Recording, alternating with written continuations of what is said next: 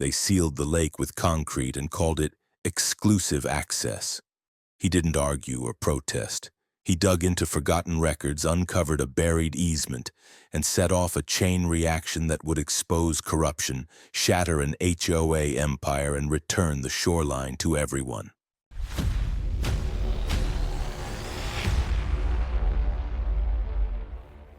I've never been the type to stir the pot.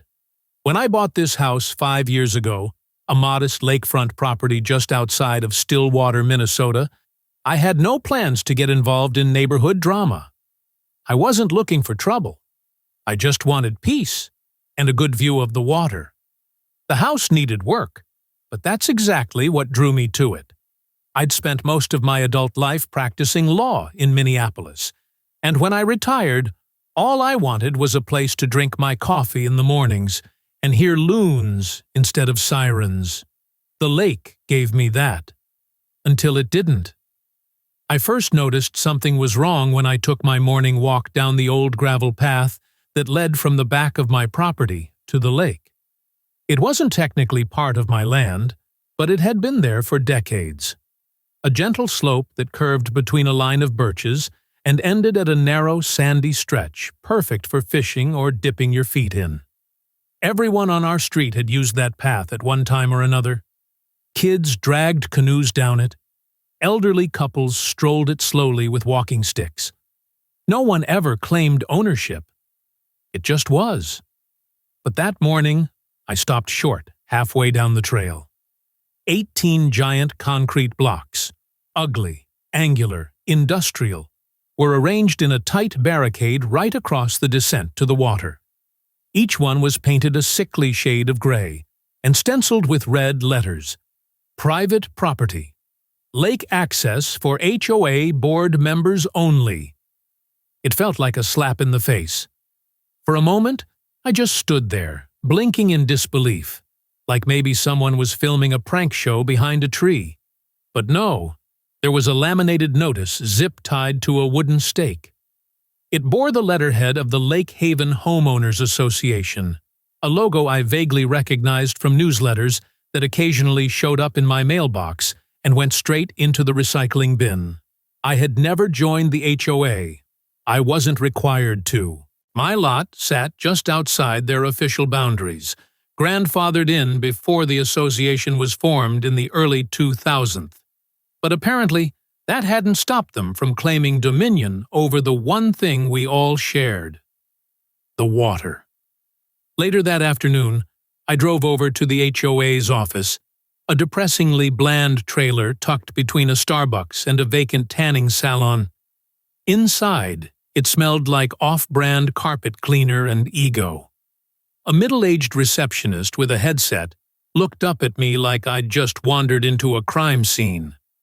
When I asked about the blockade, she squinted and handed me a pre-written memo titled Safety and Access Realignment Policy. According to the document, the HOA had voted to restrict access to the lake due to ongoing liability concerns and to ensure board-approved usage only. It read like it had been drafted by someone who'd swallowed a thesaurus and then choked on a power trip. I asked who was responsible for the decision. She gave me a tight smile and said, "You'll want to speak with Mr. Baines." Gary Baines. I'd heard the name before. He was the HOA president, former real estate agent turned suburban warlord by all accounts, always seen in polos, always talking about property values, and community cohesion, which I learned were both code for control. Gary ran the HOA like it was a miniature regime. 3 of the board members were his golfing buddies. The 4th was his sister-in-law. That pretty much told you everything you needed to know. I didn't meet him that day. He was unavailable, of course. I left my name, phone number, and a few choice words I hoped the receptionist would pass along, but I wasn't optimistic. Back at home, I walked the perimeter of my property in silence, following the faint trail that curved just beyond my fence line, and ended at the wall of concrete now slicing through the earth like a scar. I crouched, ran my fingers along the rough surface of one of the blocks, and felt a quiet fury building in my chest. Not the kind that explodes, but the kind that simmers.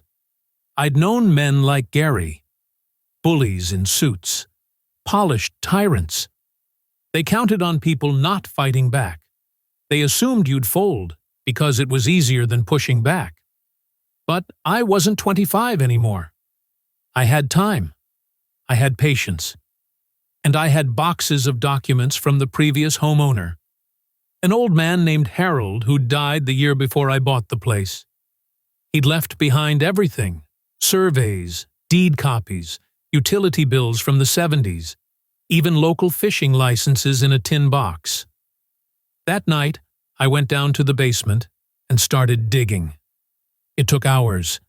I made coffee. I put on music. Eventually, I found it. A faded manila folder labeled Public Easements, 1964. Inside was a single page with a notary stamp, typed in smudged ink on city letterhead. It declared that the path, yes, that exact slope down to the lake, had been formally registered as a public access easement, for the benefit of all local residents, not any private organization. It was legally binding. My pulse actually slowed a bit when I read it. I sat back in the creaky wooden chair and stared at the page like it had just handed me a loaded weapon. Which, in a way, it had. I didn't shout. I didn't storm down the street to pull up the concrete blocks with my bare hands. I just smiled, because I knew exactly what I was going to do next. I'd spent the next morning making copies, scanning the easement document from 1964, printing off extra sets, carefully labeling each one with the parcel number and city seal. It felt like war prep. Not the loud kind with banners and shouting, but the quiet, methodical kind where every piece of paper could become a weapon. I started knocking on doors that same afternoon. I live on Lakeshore Drive. It's a curved street, maybe 20 or so houses long, lined with maples that go orange as fire in the fall. Most folks here are decent, quiet, working or retired, keeping to themselves. But that day, when I showed up with a folder under my arm and a purpose in my step, they listened. The first house was the Feldmans. Bruce answered the door, still in paint-splattered jeans, probably halfway through another deck project he never seemed to finish. I asked if he knew about the lake access being blocked. He did. He wasn't happy about it, but he'd figured there was nothing to be done. I handed him a copy of the easement and watched his eyebrows disappear under his baseball cap. By the time I reached the fifth house, word had already started to spread. Neighbors who usually just waved from their porches now invited me in, offered coffee, asked real questions. By the end of the weekend, 12 households had signed on to join me. Some were more fired up than others. Sandra Kim, mid-30s, sharp as a tack, worked in IT and didn't take crap from anyone, offered to handle digital logistics. Phil and Eleanor Brown, both retired teachers, said they'd contact the city council member they knew from their union days. Even the Mathesons, who usually couldn't agree on what color to paint their mailbox, were suddenly united in righteous fury. We weren't just angry about the blocks. We were angry about what they represented. This wasn't just concrete. This was someone telling us that access to nature was a privilege, reserved for a handful of board members who played golf and liked to sip Chardonnay on pontoon boats while the rest of us got boxed out. And Gary Baines, well, he knew exactly what he was doing. Not 2 days after I started organizing, letters started appearing in people's mailboxes. Some were formal HOA violations, alleged improper landscaping, or decorative elements not compliant with community standards. Sandra got cited for having a wind chime that exceeded decibel tolerances. The Mattisons were fined $200 for their mailbox being painted in an unapproved shade of green. I kid you not. Then came the unmarked envelopes. Sandra received a typed letter, unsigned, saying that her name had come up in a community incident log, and that continued disruption of HOA business could affect her eligibility for certain neighborhood perks, including, hilariously, access to community water lines. She laughed at first. Then, later that night, someone killed the power to her sprinkler box. And then came the cameras. I noticed them one morning, little black domes mounted to telephone poles, pointed straight at the easement trail. I took my dog down for a walk and counted 4 of them. All new, all angled toward anyone approaching the lake. A few of us gathered in my garage that evening. Me, Sandra, Bruce, the Browns. I had a whiteboard and a case of cold beer. We mapped out every known act of intimidation. We started compiling documentation. Every letter, every camera, every violation notice. Sandra set up a secure shared drive and a private messaging app for us to coordinate. Bruce offered to use his buddy's drone to get aerial photos of the blocked path. It was starting to feel real. Organized. The next morning, I walked out to get my mail and found something wedged between the slats of my fence. A yellow envelope. No return address. Inside was a grainy photo of my backyard, taken at night, and a single line printed in all caps. "You don't speak for this community." I didn't flinch, but I did install security cameras of my own that same afternoon.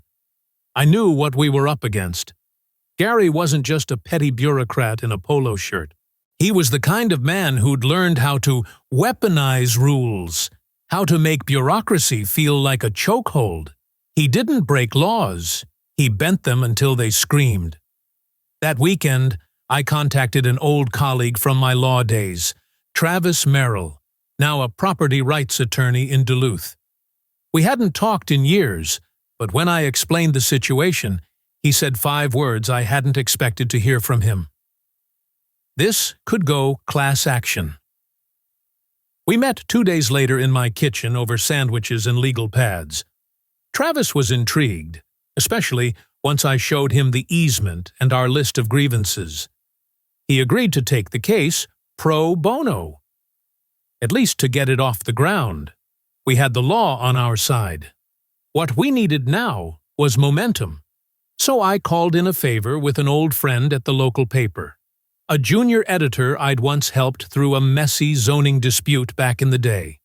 I gave her the story, off the record, under a pseudonym. She ran it as a feature column in the Sunday edition. Community locked out. The fight for fair access to our lake. We kept our names out of it, but we made sure Gary saw it. I'd been in enough courtrooms to know the difference between justice and performance. What we were walking into that morning smelled like the latter. The county courthouse was colder than I remembered, the kind of cold that sank into your spine and made the fluorescent lights above feel like interrogation lamps. Travis and I had prepped for a week straight. Our claim was solid. Unlawful obstruction of a public easement, violation of city zoning ordinances, abuse of power by a non-governmental body. We had documents, affidavits, historical maps, even photos of neighborhood children standing in front of the damn concrete blocks like they were tourists visiting some bizarre art installation. We thought we were ready. But Gary Baines and his crew showed up with suits. And not just any suits. A team from a downtown Minneapolis firm, Summers, Drake, and Halpern, known for crushing zoning appeals and twisting HOA bylaws like balloon animals. They walked in like they owned the place. Their lead counsel was a woman named Elaine Carter. Mid-30s, polished, blazer-tailored to the point of being aerodynamic. She had a voice like velvet and a look that could slice granite. When Judge Harrell opened the session, Elaine wasted no time. She stood, cool as a cucumber in January, and handed over a thick file. "Your Honor," she said, "the defense would like to submit supplemental documentation, specifically a transfer agreement dated June 24, 2004, between the City of Stillwater and the Lake Haven Homeowners Association. It confirms that the property in question was officially designated as a temporary management zone, overseen by the HOA due to ongoing erosion and maintenance concerns." The judge raised an eyebrow. "Is this new evidence?" "Clarifying evidence, Your Honor," she said smoothly. "It reaffirms the association's custodial rights over the access point." I felt the floor tilt under me. Travis flipped through the pages, his lips pressed into a thin line. He leaned over and whispered, "That agreement's real. It's signed and stamped." For the next hour, Elaine dismantled our case like a trained surgeon. She didn't shout. She didn't gloat. She just sliced. The easement, she claimed, had not been rescinded, but had naturally sunsetted due to lack of active public usage. The HOA had taken over in good faith to prevent injuries and protect literal rights, whatever the hell that meant in this context. Travis pushed back hard. He pointed out the absence of city signage. He argued that residents had been using the path uninterrupted until the blockade, but the judge didn't bite. He called a recess and announced that the court would reconvene in 30 days. In the meantime, he urged both sides to prepare for a possible dismissal. Dismissal. The word hit the room like a dropped cinder block. We left the courthouse in near silence. Outside, the press was already waiting. A local reporter tried to shove a mic in my face, but I brushed past her. The other plaintiffs, my neighbors, stood in a loose, confused cluster near the steps, muttering to each other. Some looked angry. A few looked defeated. Bruce Feldman came up beside me and said, "He's gonna win, isn't he?" "No," I said automatically, but I didn't feel it. Not yet. Back home, I sat at the kitchen table and stared at the folder that had once felt like a weapon. Now, it felt like a joke. Travis called me later that night, said he was already digging into city records, but I could hear it in his voice. He was chasing shadows. The agreement Elaine presented was legitimate, but it felt off. The language was vague. The dates didn't line up cleanly with known maintenance work in the area. There was no corresponding ordinance ever passed by the city council. That's when I remembered something Harold, the previous owner, once told me, right before I bought the property. He'd been a pack rat, kept everything. I remembered him laughing about it during the home inspection. "I got city letters in that basement that predate Nixon," he'd said. So I went down again. This time, I was looking for ghosts. The city archives were chaos. Dusty, unindexed, filled with misfiled boxes that hadn't seen daylight in decades. I didn't even know what I was looking for until I found it. The folder was crammed between a stack of maintenance maps from the early 2000s. The label read, "Pending, Transfer Review, Public Holdings." Inside, I found a cites single-page memorandum. Dated July 7, 2005. Stamped, signed, and never entered into the digital system. It read, "Ari Lake Haven Access Easement. The June 24, 2004 custodial agreement with Lake Haven HOA is hereby annulled, pending reclassification. The public easement, dated March 12, 1964, remains valid and enforceable until formally vacated by City Ordinance. Office of the City Attorney." I stared at it for a long time. There it was, the counterpunch. The next hearing couldn't come fast enough. When the judge asked if our side had additional evidence, I stood up before Travis even moved. "Your Honor," I said, I'd like to submit a document previously lost in city records. It directly contradicts the custodial agreement presented by the defense. It affirms the ongoing validity of the 1964 public easement. Elaine's smile froze on her lips. The judge read it carefully. He read it again. Then he leaned back and looked directly at the HOA table.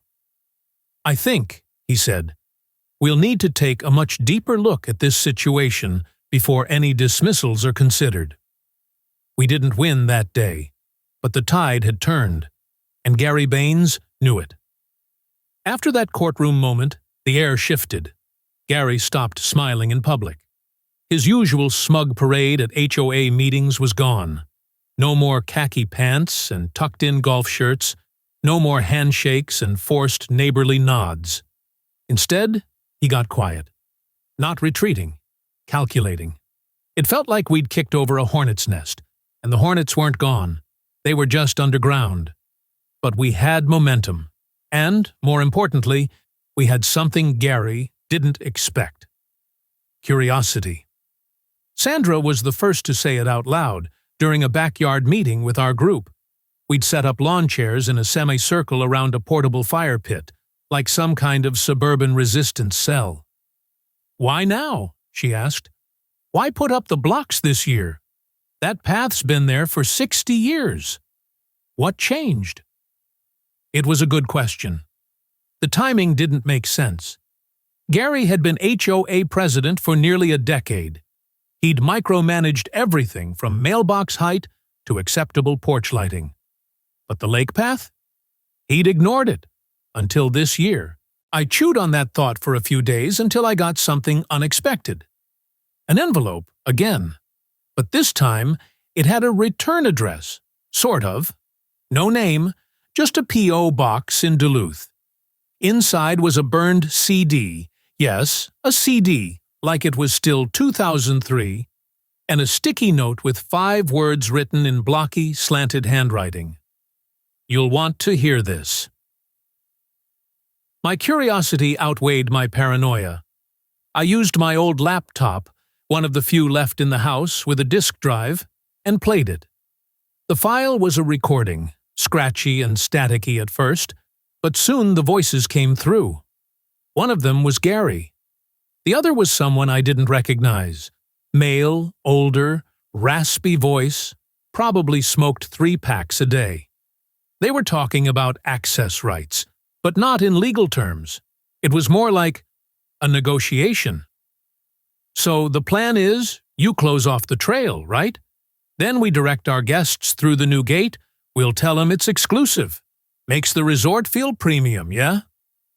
We're gonna need a good-looking contract, something that looks like we're leasing, but you and I know it's a donation structure." "Understood. You'll get the concrete set by the 15th? That was Gary's voice. There it was, clear as ice, cracking under boots. Gary had closed the trail not for safety or liability, but for profit. He'd made a backdoor deal with a private tour company, one that offered exclusive lakefront experiences to out-of-town clients willing to pay big money for private lake access. The catch? That access was never private. It was ours. Public. I sat back and laughed. Short, dry, humorless. Then I called Travis. We brought the recording to the county attorney, who passed us off to the office of the state prosecutor. This wasn't a zoning case anymore. This was fraud, corruption, conspiracy. Things moved quickly after that. One of the city's zoning compliance officers turned out to be dirty. His name was Bill Trevors, and according to financial records Sandra pulled from public filings, he'd received a series of consulting fees from a shell company. Clearstream Development, LLC. Registered to an empty office in Bloomington. That company, as it turned out, was tied to Gary's cousin. Everything was stitched together like a bad quilt. Gary, the HOA funds, the donations, the blocked path. It all looped back into a network of fake invoices and redirected payments. And just like that, the investigation turned criminal. Police raided the HOA office, which, ironically, was located in the same strip mall as the tanning salon and that sad, half-dead Starbucks. I showed up after the warrant was served, just in time to see them wheel out boxes of documents, hard drives, a paper shredder still plugged in, and, hilariously, a framed award reading Community Steward of the Year. The next morning, the story hit the local news. HOA president under investigation for corruption. Fraud related to lake access scandal.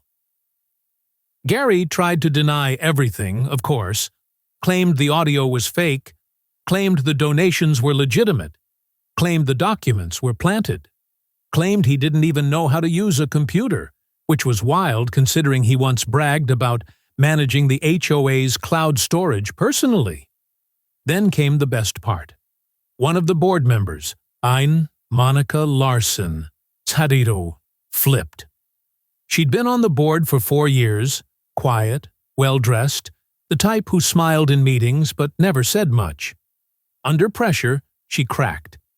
In a recorded deposition, she admitted they fabricated minutes from non-existent meetings, backdated votes, and faked signatures to give the appearance of legality. "We were just following Gary's plan," she said. "We thought it was just neighborhood stuff. I didn't think it was criminal." They always say that. Meanwhile, the community response exploded. Neighbors who once muttered complaints under their breath were now in full voice. People who'd ignored the fight were now attending emergency meetings, demanding accountability. Protest signs popped up on lawns. Take back the trail. No more blocks. No more Baines. City council members who'd previously looked the other way were now practically falling over themselves to support us. In the middle of all this, I sat on my porch one evening, sipping a cold beer, staring out at the water I could barely see through the trees. The trail was still blocked, the concrete still there, but it wouldn't be for much longer. We weren't just winning anymore, we were exposing. And Gary's empire of HOA intimidation was starting to buckle like cheap siding in a hailstorm.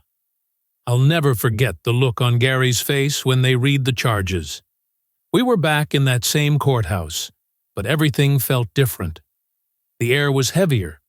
The people in the room weren't just residents and lawyers anymore. There were reporters now, real ones, not just local bloggers. The state prosecutor sat at the table next to ours, and the gallery was packed with neighbors I'd never even seen before, squeezed together like they were watching the final act of a play. Because, in a way, they were.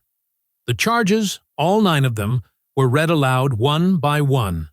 Fraud, conspiracy to defraud, criminal misuse of public land, obstruction of civic access, bribery, falsification of public documents, abuse of fiduciary duty, unauthorized leasing of public easement, tax evasion.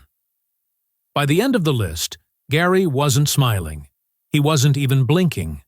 His lawyer tried to argue procedural errors, claimed the city had misfiled the easement documentation, claimed the board acted in good faith and within the scope of interpreted authority. I could practically hear the jury's collective eye roll. Then came the evidence. The prosecution unveiled a digital trail that looked like something out of a Netflix docuseries.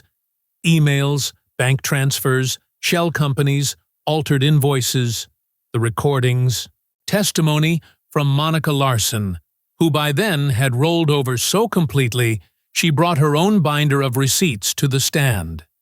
Even one of the subcontractors, a guy named Richie Molnar, admitted under oath that Gary offered him cash off the books to pour the concrete blocks at night. No permits, no inspections, no records. There was even drone footage Bruce had captured showing Gary meeting with a representative from the tour company on site, pointing at the trail with his finger and grinning like a game show host. The prosecution's closing was a masterpiece. The lead prosecutor, Jessica Lombardi, sharp suit, sharper tongue, walked the jury through a photo slideshow titled The Privatization of the Public. Frame by frame, she showed how Gary and his cronies slowly turned a public lake access point into a revenue stream for their own benefit. She quoted the 1964 easement, then overlaid it with footage of children turned away from the barricade by HOA security. Her final slide, the now famous image of the concrete blocks, each one spray-painted with the words, "For board members only." She turned to the jury and said, "This isn't just illegal, it's un-American." They took less than 3 hours to convict. The courtroom was so silent you could hear the air conditioner hum when the judge delivered the sentence. Gary Baines, 5 years in state prison, plus restitution and a personal fine of $150,000. Clint Harris, his bulldog sidekick, 3 years probation, community service, and a $75,000 fine. Monica Larson, 1 year of monitored house arrest and permanent burhan from holding any HOA or public administrative role. The HOA itself was stripped of authority. The judge called it an institution so compromised by internal corruption it can no longer be trusted to serve the community. Pretty faux. Temporary external administrator was appointed to dissolve the board and establish a process for democratic reform.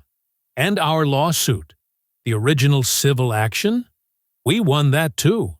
The court awarded each of the 12 plaintiffs $52,000. In damages, emotional distress, loss of access, property devaluation, legal costs, all of it rolled into a judgment that hit Gary's empire like a brick to the windshield. The local press had a field day. Front page headline, "Lake Access Restored. HOA President Sentenced. Community Celebrates Victory Over Greed." TV crews came out to interview us. I stood next to Sandra and Bruce as we answered questions under the old birch trees near the trail.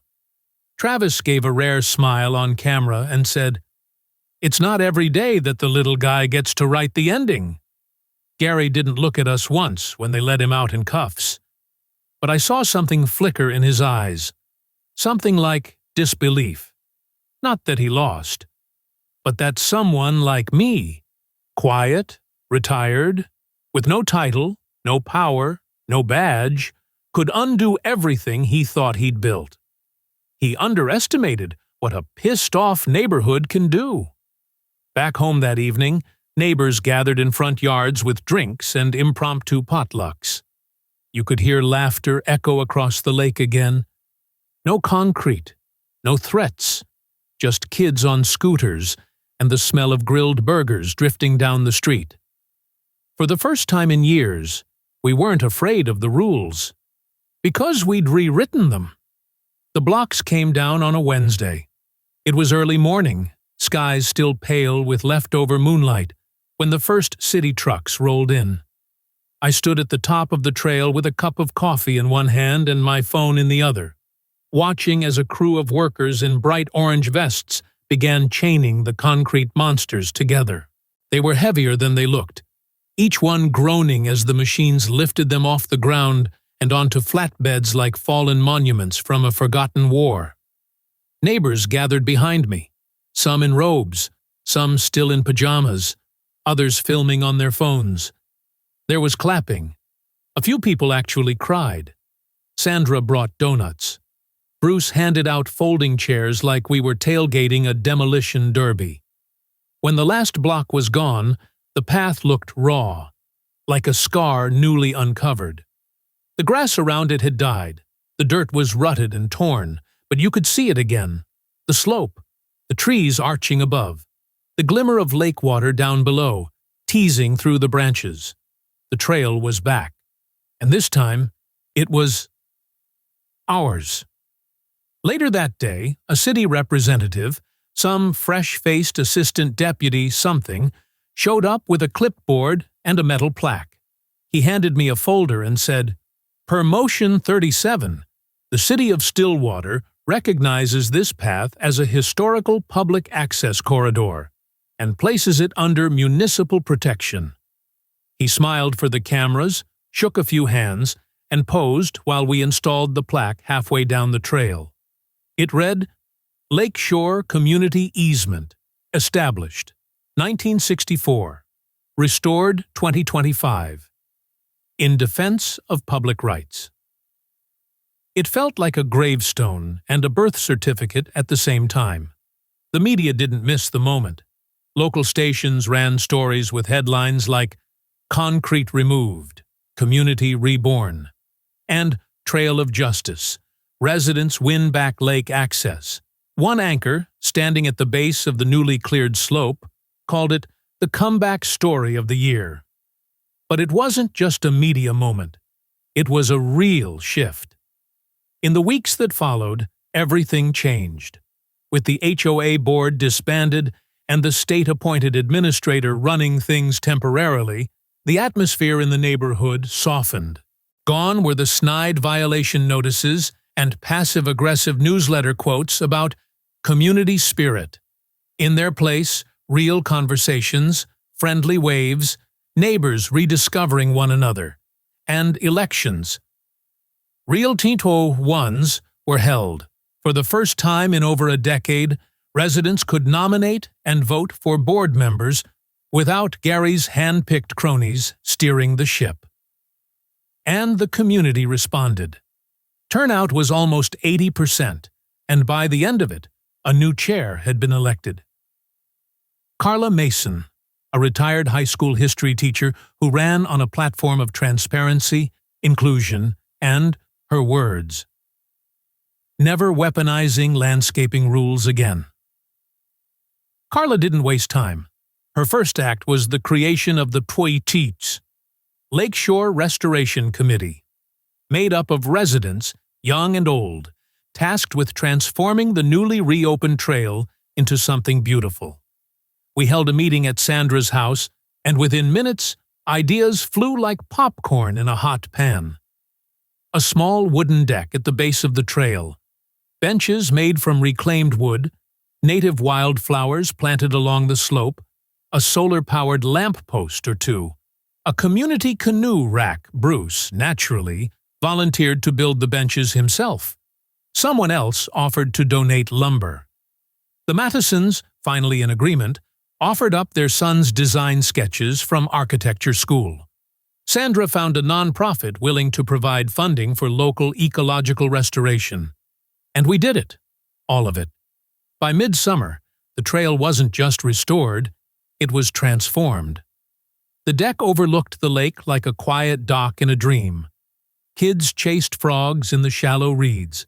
Couples brought wine down at sunset. Someone even started a tradition of leaving painted stones on the bench, each one marked with the date and a small message.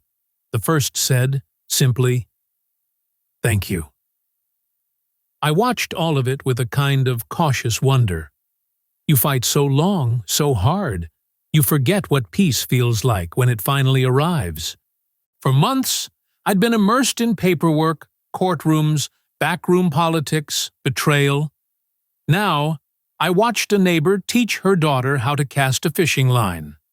I saw Carla lead a group of teenagers planting wildflowers without a single eye roll among them. One evening, I walked down the trail just before dusk. I passed the new bench, touched the plaque we'd installed, and stood at the water's edge. The lake was still. A single loon called across the surface. No cameras, no cement. Just me and the quiet, and the sense that, finally, the fight was over. Behind me, someone said, "Can't believe it took a war to get us to talk to each other." I turned. It was Phil Brown, holding 2 lawn chairs and a 6-pack. "Well," I said, taking one of the chairs, "at least we won." 1 year to the day. 12 months after we filed the initial lawsuit, I stood in my backyard flipping burgers, wearing an apron that said Grill Sergeant, wondering how the hell I'd ended up as the unofficial mayor of a lakeside barbecue. We called it the Freedom Feast. Bruce printed off flyers like it was a block party from the 90s. Sandra created an online RSVP form. Carla approved it through the new HOA in about 4 seconds flat. It was official. We were celebrating the death of the blocks and the rebirth of the community, with coleslaw and grilled corn. It was the biggest gathering Lakeshore Drive had seen in decades. Someone brought a live bluegrass trio, fiddle, banjo, stand-up bass. Kids zoomed past with faces painted like superheroes. A folding table sagged under the weight of slow-cooked ribs, deviled eggs, potato salads, and 3 different kinds of pie. The trail, once a battlefield, was now the party's centerpiece. People strolled up and down, showing it off to visiting relatives like it was a national monument. A few retirees brought lawn chairs and just sat quietly, soaking it in. Every now and then, someone touched the historical plaque like it was holy. I'd just finished arguing with Bruce over how long to sear bratwurst when a voice behind me said, "Well, I'll be damned. This looks better than prison food." I turned, slowly, spatula still in hand. Gary Baines.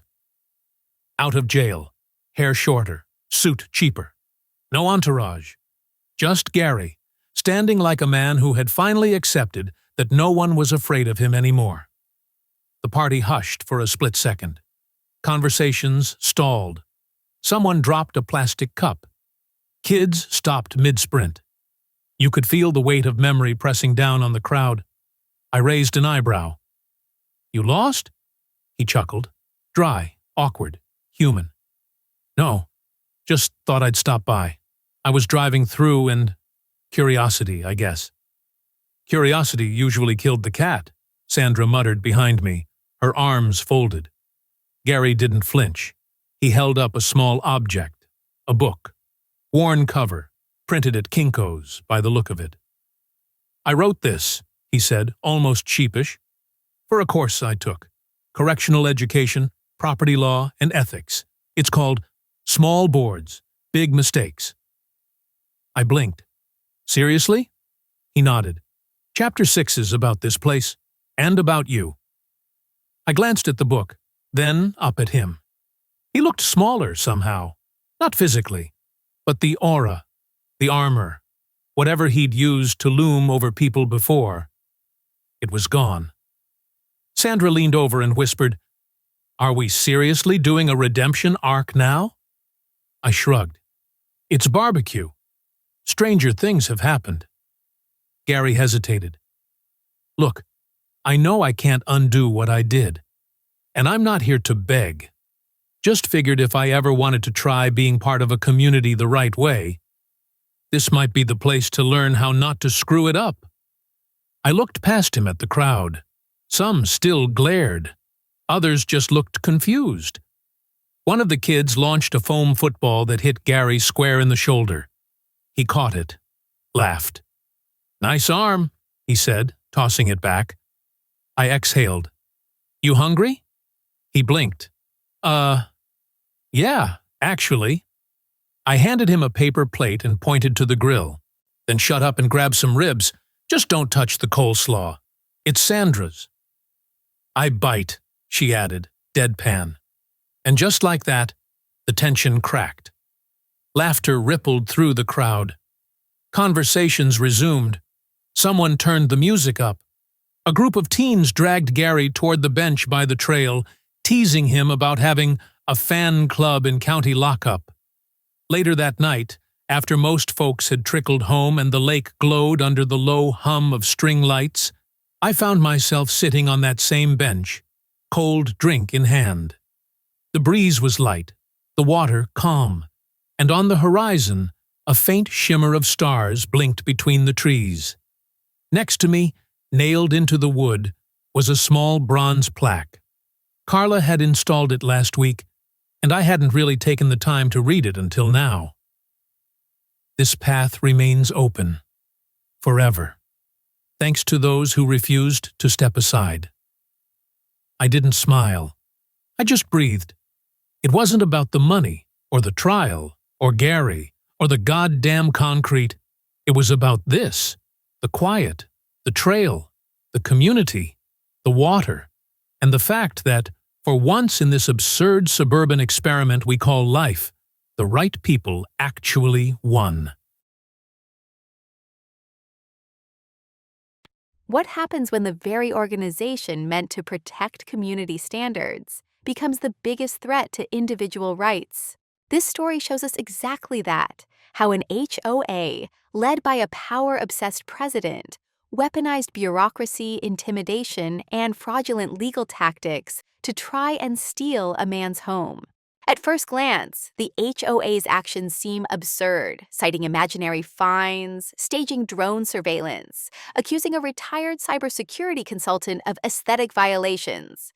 But beneath the absurdity lies a deeper, more disturbing tactic, manufactured authority. When viewers ask, how could this happen? The answer lies not in the aggressor's boldness, but in the system's silence. A legal gray zone where documents speak louder than ethics. Should Eric have responded more aggressively early on? Could calling police the moment surveillance began have changed the escalation? Or was his slow build, gathering evidence, organizing allies, staying within legal bounds, exactly what exposed the rot at its core? What's striking is how the HOA relied on isolation as a strategy. They tried to paint Eric as a radical, whispering false rumors, cutting him off socially. But when neighbors like Lena, Joe, and Matt stepped in, that tactic crumbled. Would the story have ended differently if Eric had been alone, without a support system or the ability to document and fight back? The HOA's fatal flaw wasn't just their arrogance. It was their assumption that no one would push back hard enough or smart enough to hold them accountable. And when their web of lies triggered a fraud investigation, the real question became, how many other Karens are out there, quietly running their communities like private empires? This story is a warning and a blueprint.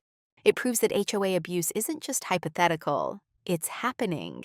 But it also shows that with documentation, unity, and legal strategy, even the most entrenched power can be dismantled. In the end, power only works if people believe in it. And when you stop believing and start fighting, everything changes.